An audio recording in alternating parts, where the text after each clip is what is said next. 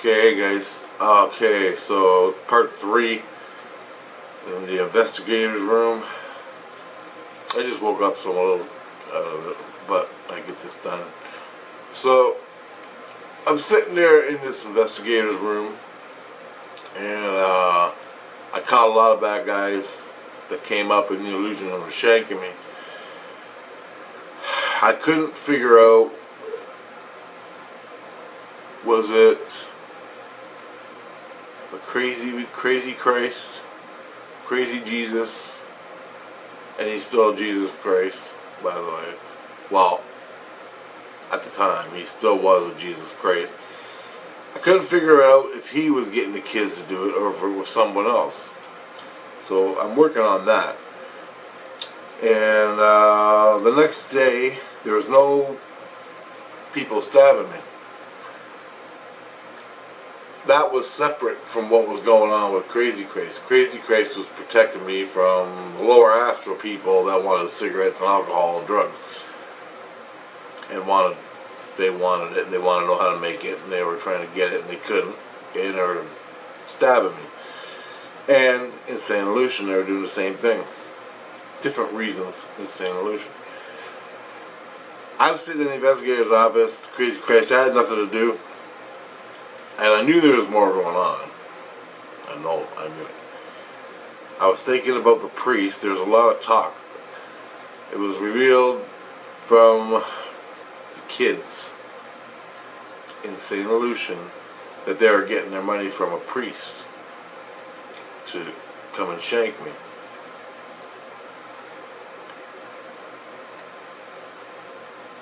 My tooth, my teeth, my jaw, my head was hurting like crazy. Not from the energy of the shankings, because you get shanked in the skins, the energy comes up and it hurts like you would not believe. And what came was I started chanting "Truth Revealed, Truth Revealed" as I'm watching a hockey game or something on the computer. What happened was I started getting little pains in my shoulders and my head, like sharp pains. And with my soul, I started pulling out pieces of metal. Metal was coming up my body, was purging through my ethereal skins, all that inside me, in the lower astral part of me, of my soul. It was coming up through my skin. So if you're a bad guy, you can take a hunk of metal, or you're a good guy, you can do it too. You won't be a good guy for too long. You can take a hunk of metal that you create, sneak up to the person, put the metal in their solar plexus, right beside their bone, and it'll sit there and jiggle back and forth, cutting your skin from bleeding. Well, all these parts of little pieces of metal were surfacing, coming to my skin, like sticking out like that. And I'm pulling them out of me. I'm like, holy shit. So the investigator comes over, my wife and kids, other people came over, and they laid me down. They called in the nurse that works at the investigator's office, or I think. Anyway, she was there. She had this little hand scanner, and she was pulling out the metal all night long. That's what she did. The next day, still popping metal out of me, right? Couldn't figure it out. Where it was coming from. Oh.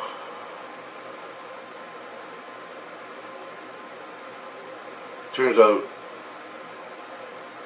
we didn't know who. Yeah, I thought I did, but we didn't know at this point where the metal was coming from, the parts of the metal. Like, I was thinking it was a kid shanking me. They shanked me and put some metal in me to cause me more pain. And we couldn't figure out if it was this priest guy or if it was this Christ that I just busted, got rid of. Couldn't figure it out who it was. So as I'm laying there, I think it was the next day, metal parts were still surfacing. The odd shanking here and there from kids that didn't know any different. I even shot my friends thinking they were bad guys because I can't see totally good. All I see is a human like a ghost and I shoot it. But it's my friend hooking up to me. You know what I mean? I pull him in and it's one of my friends. I'm like, sorry. Anyway, so it's not all perfect. I'm shooting my friends, I'm shooting Christ, I'm shooting investigators, everything that moves around me basically, I'm shooting it.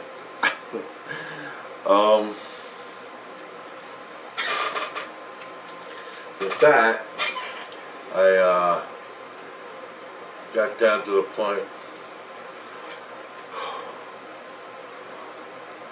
where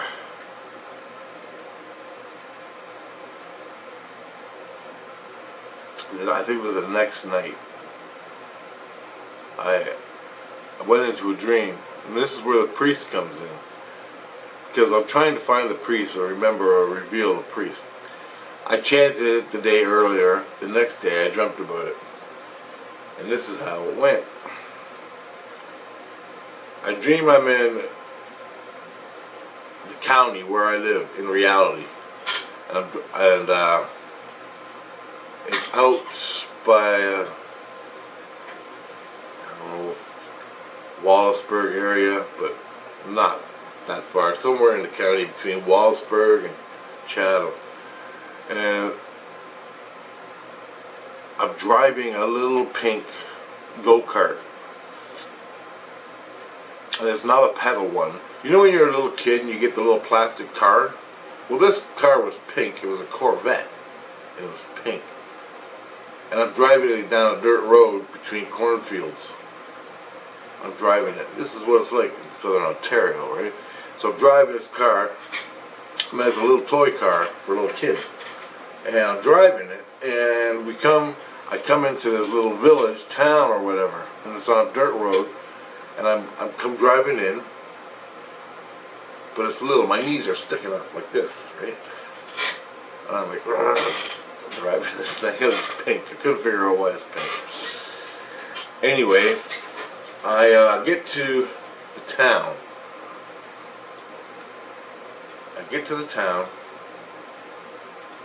Waiting in the town is like a church, a little warehouse, a couple houses, and a store. As I drive in, I pass this church to my left, and the warehouse was on the other side of the street, and there was farm equipment in the warehouse. It's like a barn warehouse thing, I don't know. And I pull the car over, I get out, and also I realize I gotta apologize because I think I stole this guy's car. Well, I'm down there, and all these kids are hanging out. And I'm walking down the road, and there's some kids on the side of the road, and there's a cornfield here, and there's a monarch butterfly sitting in the air, like this, like it's flying, but it's not moving. And all the kids were standing on one foot trying to mimic the butterfly that wasn't moving. And I saw this and I'm like, shit, that's pretty weird. So why is a monarch butterfly sitting in the air? Not flying, not moving, just sitting in the air. And kids were like around it, trying to act like it, not moving. And I noticed that. I kept on going. There's another guy. He was pissing off the side of the road, a little kid, pissing off the side of the road, and there was these girls looking at him. And I thought, shit, that's pretty weird. I kept driving on. I get to the car between the car and the warehouse and the church, and I get out and I'm talking to these kids, and I'm giving them cigarettes. You know, hey man, what's going on? You need a cigarette? And they ask me, and I'm giving it to them. And I'm talking to these kids, and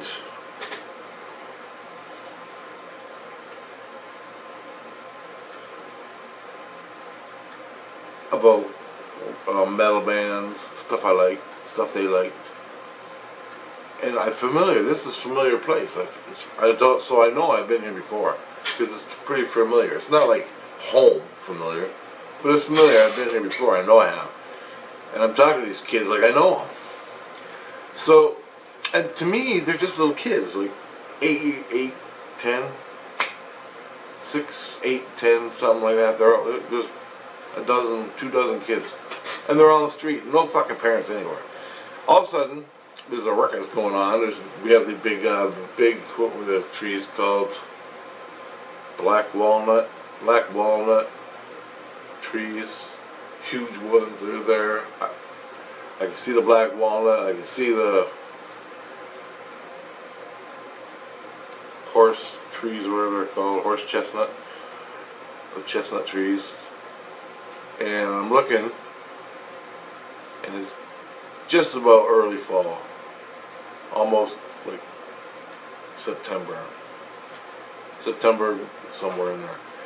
And I'm looking, and there's a whole flock of blackbirds flying overhead. Just left the trees. They took off. A bunch of blackbirds. Well, there's one blackbird come flying in from the left, went over top of the trees, and I'm watching it. And it's not. Blackbirds fly in a group, you know, over top of cornfields in the fall when they're doing their fake migration. They used to migrate, but they don't migrate anymore. They just group up in a family and fly around, make these weird spirals in the sky. Well, this one blackbird wasn't flying with the group of blackbirds. This one comes flying in, I'm watching it, and it turns in, all of a sudden it turns in, as it starts coming towards the church, it shapeshifts into a guy. Boom. 2 legs and an arm, and it's got a black cape on, totally black cape, and lands on top of the church, walks down the side of the church, and to me it's a vampire, and he goes in like a bat into the steeple, and disappears. I'm like, what the hell was that? And I'm asking the kids, what the hell? I just saw a blackbird turn into a guy and go into the church. Well, it looked like a vampire. And they all like, oh, well, we don't know, it's just, you know, blah, blah, blah. And they give me excuses. So I'm like, oh, whatever. So I'm still talking to the kids, and I want to explain to them about the car. So I explained to the kid about the car. I took it because I thought it was garbage, and you guys weren't using it, so I took it. And I didn't want to walk 30 miles to get home. They're like, yeah, whatever, man. Give me a pack of smokes and we'll call it even. I'm like, cool, here you go. And so, and I'm a creator. I create in the illusion. So to me, this is just like getting along, right? Normal human stuff. So I can't stop my brain from going to that church. So the kids running in there and they're doing something, getting something. And I'm looking, and they're trying to pickpocket me. I noticed they're like grabbing at my pockets, trying to get shit. I'm like, don't pickpocket me, you're never gonna get it. I ain't got nothing. Look, I told them I got nothing. Don't try to pickpocket me because that's bullshit. They're like, okay.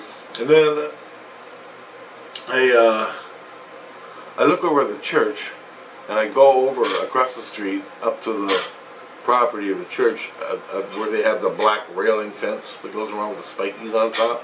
I'm standing, I'm looking at it, and all of a sudden I hear a guy talking. And I look back across the street, and it's the priest from the church. He's sitting against the wall on a bench with kids to the left and kids to the right. And he's sitting there and he's talking to the kids. And he goes, hey, come here a minute. So I go over there, and then he tells me something I can't remember, for Christ's sake. And he tells me something, it was a duality thing. I couldn't understand it. So that's probably why I don't remember too much. But anyway, I said no. Because he's sitting there with all these kids around him. I thought that was kind of creepy. And he gave me an option that I could be one of the kids with him. That's what it was, but I forgot what he said. But the option was, I can be one of the kids with him. And I'm like, no, I gotta go. See you. And he goes, okay, that's your choice. Right? It's your choice.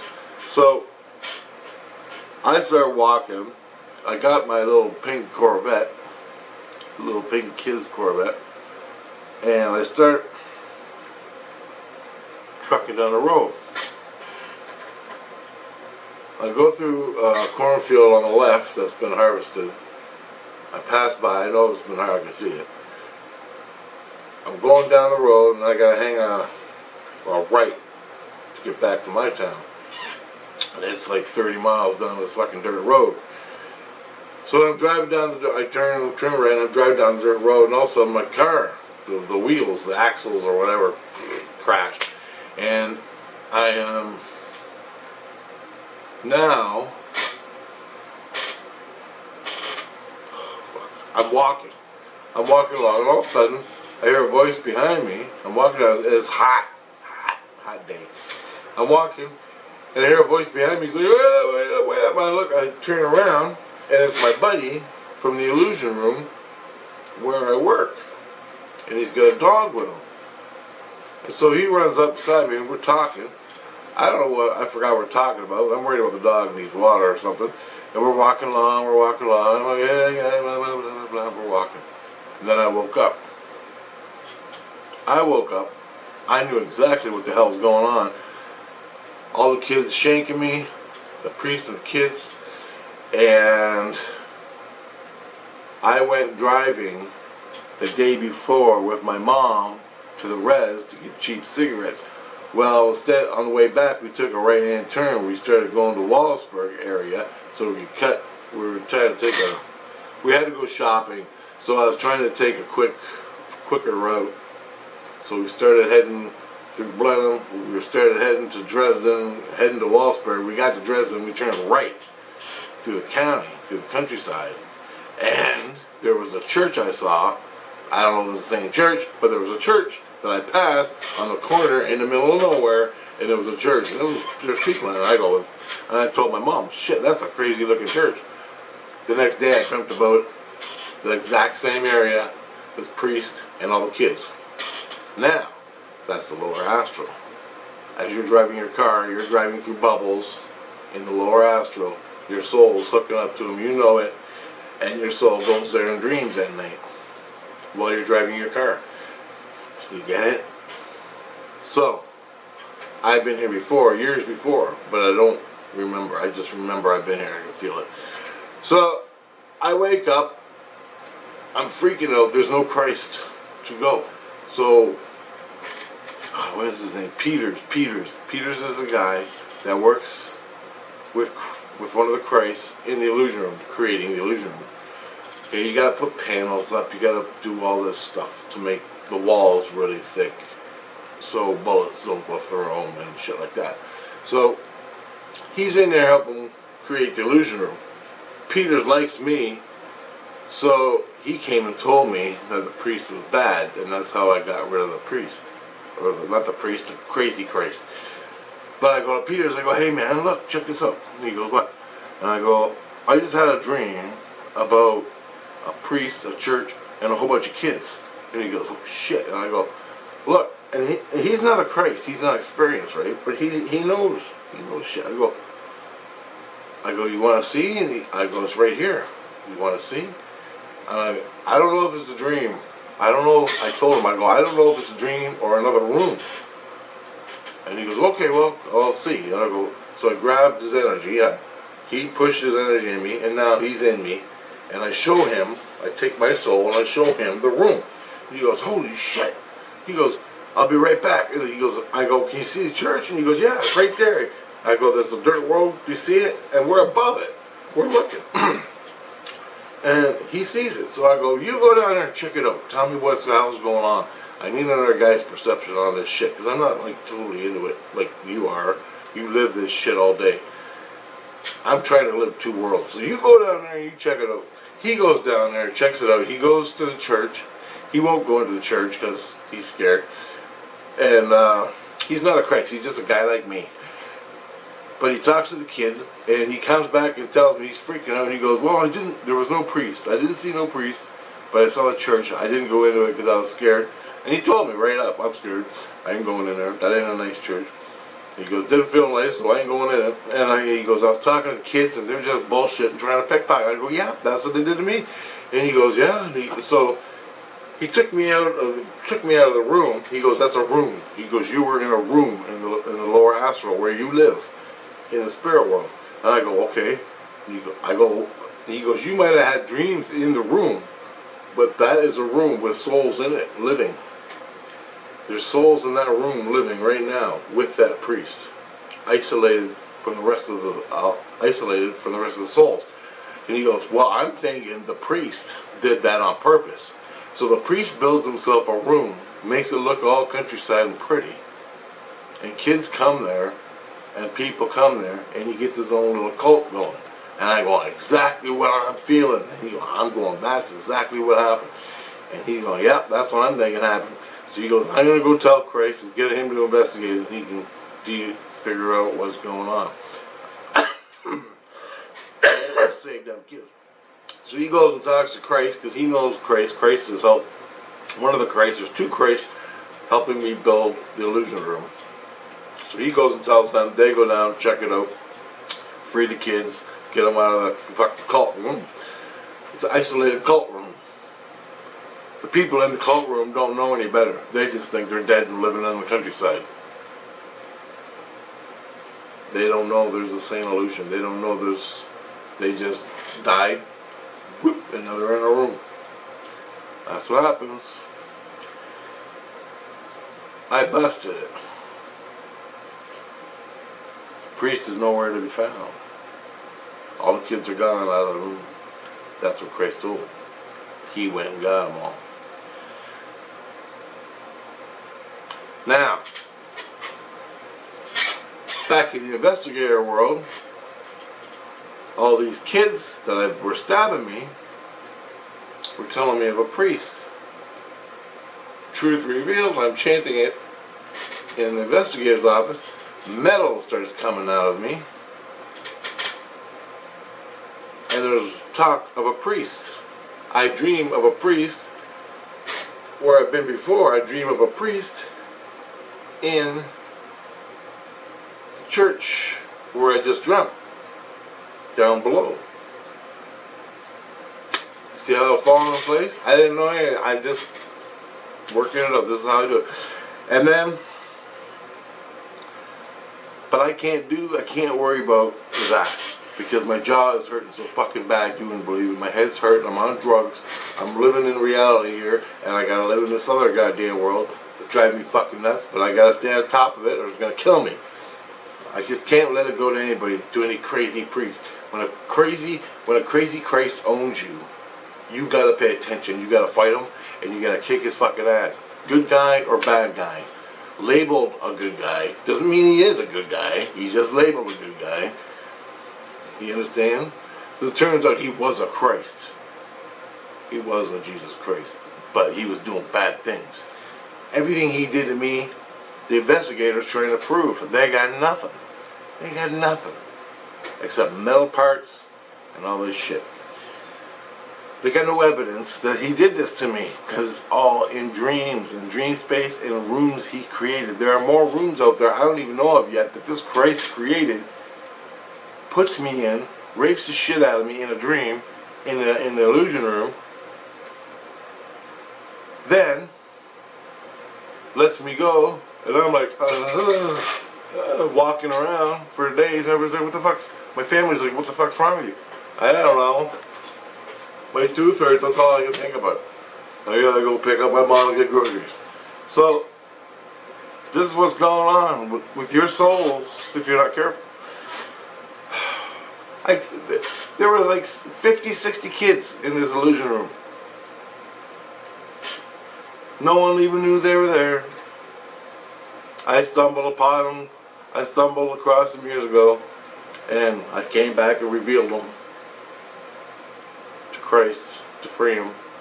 And now the priest is missing, and he's pissed. So imagine what those kids were going through in the spirit world, in the illusion room, and they didn't even know. They just thought they lived in the countryside. They lived in a room in the countryside. They didn't know they were in a room. They thought they were So all the spirits that are attacking you, stabbing you, as you're walking down the street in the city, you're entering and leaving illusion rooms. Your soul is entering and leaving illusion rooms. They're trying to pickpocket you. They're trying to steal your shit. They don't even know they're in a room. A great big room. All they see is my town is in the countryside. If I go left, I go right. I gotta walk 100 miles to find anybody. That's the situation they were in, that I revealed to Christ to save the kids. But the priest that was running the show in the cult, the priest, not the Christ is a whole different issue. The priest is not pissed at me, he's gone, I don't know where he is. And I'm coughing up all these fucking metal parts coming out of me. So that's one. I got 3 minutes left. I'm going to cut this short and make the next one. Okay, the rest of the video.